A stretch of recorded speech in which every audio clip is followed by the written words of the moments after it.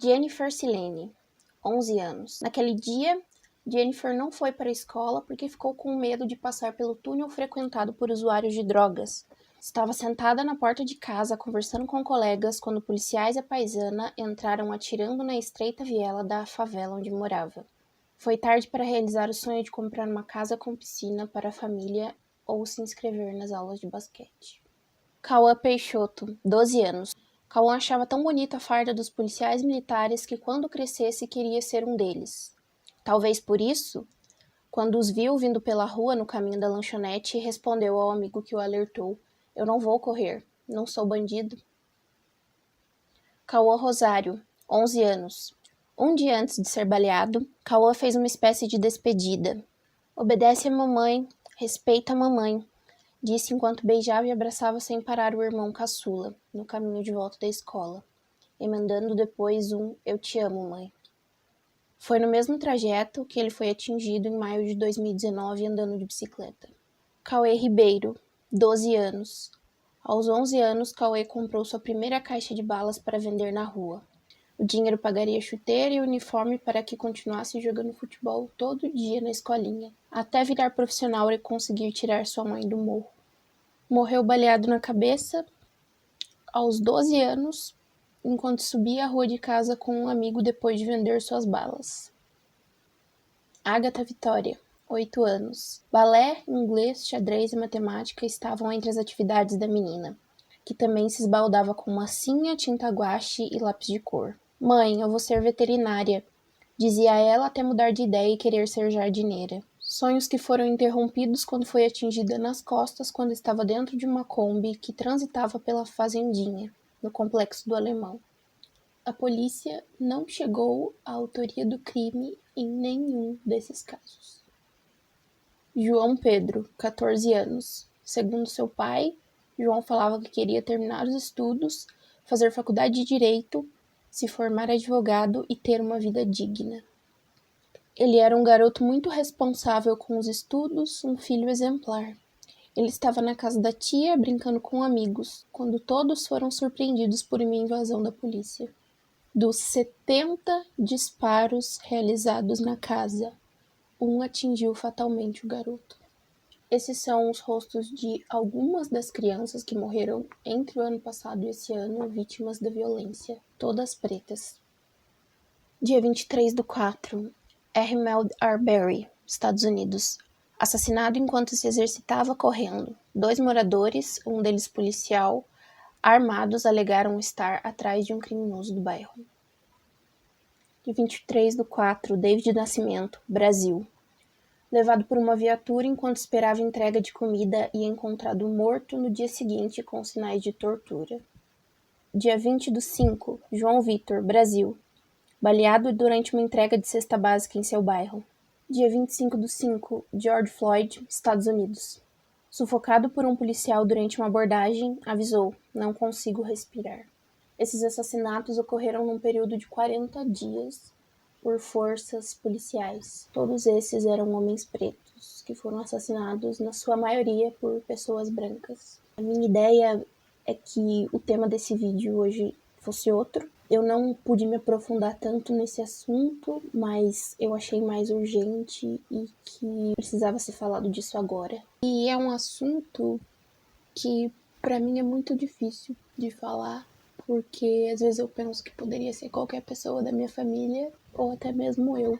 E alguém que eu amo, qualquer hora pode ficar conhecido como mais um preto morto. Nos últimos dias, nós temos visto uma onda de protestos, principalmente nos Estados Unidos, mas também aqui no Brasil, contra o racismo. E não é novidade que o nosso país é um país racista. Isso se deve um pouco ao nosso contexto histórico. Nós fomos colonizados por homens brancos. O Brasil foi o último país da América Latina a abolir a escravidão. Esse e outros fatos colaboram porque a gente tem vivido no Brasil hoje, que é o genocídio da população preta. Talvez alguém pense que eu tô exagerando, exagerando, mas dados do Ministério da Saúde apontam que o suicídio entre jovens pretos é 45% maior do que entre jovens brancos. De acordo com o IBGE, 64% das mulheres assassinadas no Brasil são pretas. E mulheres pretas têm 3 vezes mais chance de sofrer feminicídio do que mulheres brancas. Segundo o Atlas da Violência, 75% dos homicídios no país, as vítimas são pessoas pretas. O IBGE aponta que os pretos são a maioria da população brasileira, somando mais de 56%. Mas, apesar de sermos a maioria da população, entre o 1% da população mais rica, 79% são brancos. E entre a parcela mais pobre da população, apenas 26% são brancos. Os pretos são a minoria nas posições de liderança no mercado de trabalho e entre os representantes políticos no legislativo, mas compõem mais de 60% da população carcerária do país. Apesar de, em 2018, de acordo com o IBGE, os pretos comporem a maior parte da força de trabalho no país, mais de 54%, uma pesquisa do Instituto Ethos mostrou que apenas 4,9% das cadeiras dos conselhos administrativos das 500 empresas de maior faturamento no Brasil são ocupadas por pretos. Entre os quadros executivos, eles são apenas 4,7%.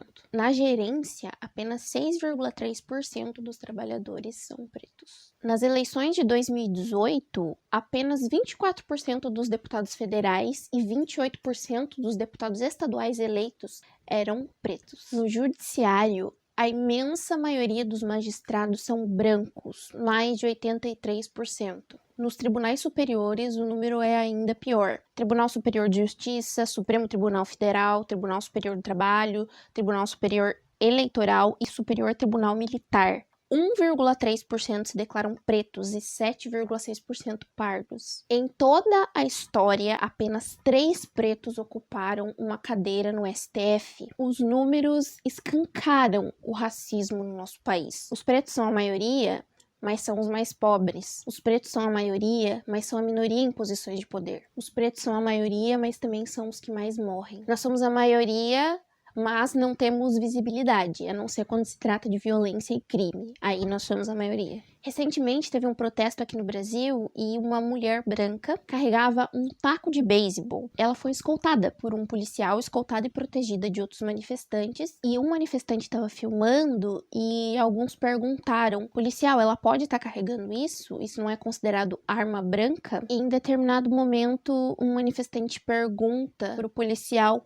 e se fosse um homem negro com aquele objeto, o policial teria a mesma atitude? A resposta para essa pergunta está na morte do Rodrigo, o garçom que morreu em 2018 porque num dia de chuva estava carregando um guarda-chuva e a polícia achou que era um fuzil. Ou seja, se você for branco, até com taco de beisebol você pode andar sem medo. Agora, preto, em dia de chuva, tem que se molhar, porque é molhar ou morrer. Não existe perguntar primeiro, atirar depois para preto. O famoso ditado "quem não deve não teme" só existe e só vale na cabeça de quem não sabe o que é racismo. Ontem eu vi um vídeo que mostra 2 policiais americanos prendendo um homem preto porque achavam que ele era um suspeito, e depois de já terem algemado ele, foram conferir os documentos dele e viram que ele era um agente do FBI. Esses homens, obviamente, foram demitidos, mas a gente acabou de ver as estatísticas. Pretos são a minoria em praticamente tudo. São a minoria no executivo, no legislativo, no judiciário, nas posições de poder. Os pretos só são a maioria na cadeia e mortos por homicídio. Então, quando se fala de racismo, o racismo muitas vezes ele tá na nossa cabeça. A gente foi moldado pelas estatísticas. Se a maioria das pessoas que estão na cadeia são pretos, é porque a maioria dos pretos é bandido. E por que a maioria dos pretos é bandido? Porque nós somos a parcela mais pobre da população. Então, automaticamente, na nossa cabeça, quando a gente vê um preto, ele é problema, ele não é uma pessoa boa, é associado a coisas ruins, porque tá todo estruturado na nossa sociedade. Então, automaticamente, quando alguém vê um preto, não vai pensar que ele é um agente do FBI, porque preto só pode ser problema. Então, você vê que é toda uma cadeia, uma formação estrutural da nossa sociedade que colabora com o racismo. E, infelizmente, as nossas igrejas são reflexo da nossa sociedade, quando deveria ser o contrário. O protestantismo e o catolicismo foram trazidos ao Brasil por homens brancos. E até hoje, a maioria das lideranças religiosas no Brasil e no mundo são brancas. É lógico que eu tô falando de uma maneira geral, mas é justamente esse geral que incomoda. Olhe, por exemplo, a quantidade de papas já existente. Olhe os cardeais da Igreja Católica. Olhe para os bispos da Universal. Olhe para dentro da sua igreja. Eu tenho certeza que você consegue contar nos dedos a quantidade de pretos. E na maioria das vezes não vai precisar das duas mãos. O racismo na igreja já começa na representação de Jesus. O famoso quadro A Última Ceia, de Da Vinci, foi o que provavelmente deu inspiração para todas as outras representações de Jesus. O Jesus de Da Vinci é um homem branco, de olhos claros e cabelo loiro, como na grande, imensa maioria das representações de Jesus em quadros, filmes, santinhos, etc. Os evangélicos não têm uma figura com a representação de Jesus, mas nos últimos anos nós temos visto lideranças evangélicas ganharem cada vez mais visibilidade e representatividade. E os mais conhecidos atualmente no cenário evangélico, como o bispo Edir Macedo, o pastor Silas Malafaia, são homens brancos. As principais lideranças evangélicas no país são pessoas brancas. Uma grande parte do racismo na igreja hoje em dia vem da demonização de tudo que vem da África, por conta das religiões afro-brasileiras.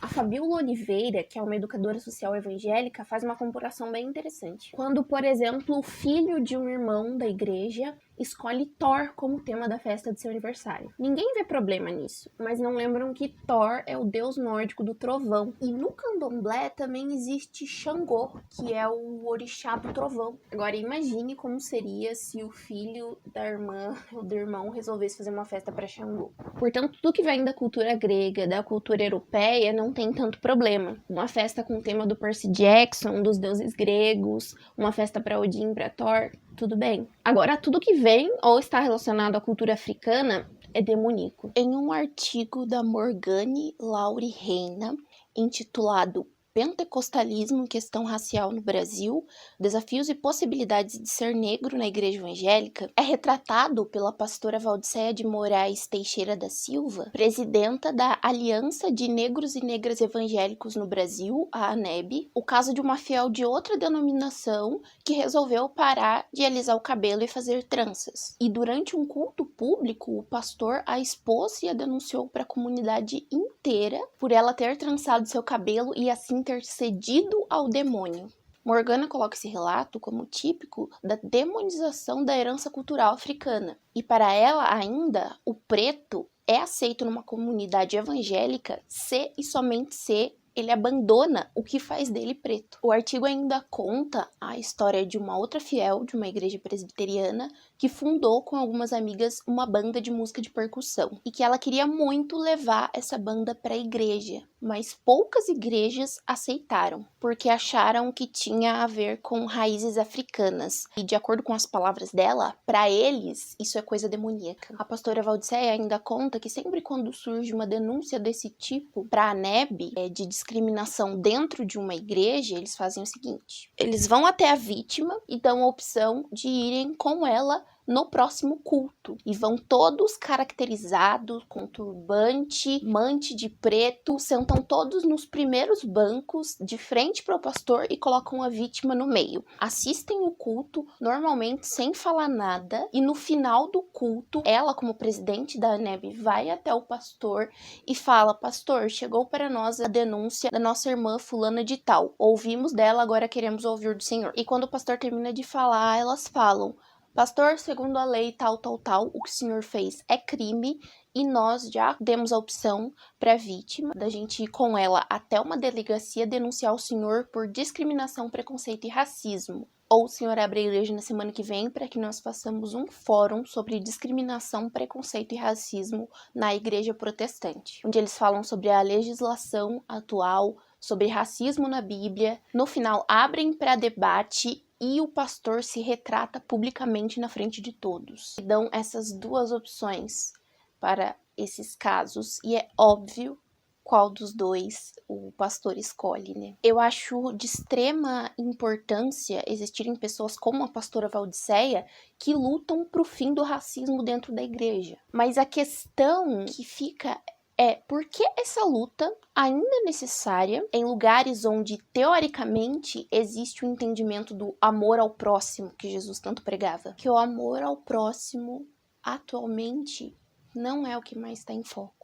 Diante de todas essas notícias, fatos e relatos, fica claro que a igreja foi e tem sido racista, quando trata o racismo como algo político, ideológico. 23.100 jovens pretos são assassinados por ano. Isso equivale a um preto morto a cada 23 minutos no nosso país. As chances de um jovem preto ser assassinado são 147% maiores do que a de um jovem branco. A taxa de homicídios relativa à população negra aumentou 18%, de acordo com o Atlas da Violência. Um estudo feito pela Universidade Federal de São Carlos mostra que 61% das vítimas de ações policiais entre 2010 e 2011 eram pretos. Dos policiais envolvidos, 79% eram brancos. 96% deles pertenciam à polícia militar. Assim como o coronavírus atualmente deve ser uma preocupação da igreja, o racismo também deve ser uma preocupação da igreja. Nós, cristãos, temos o papel de procurar salvar mais pessoas. Então não vamos deixar que sangue esteja nas nossas mãos por sermos coniventes com o racismo. Vidas pretas importam para Jesus. Então devem importar para todos nós também.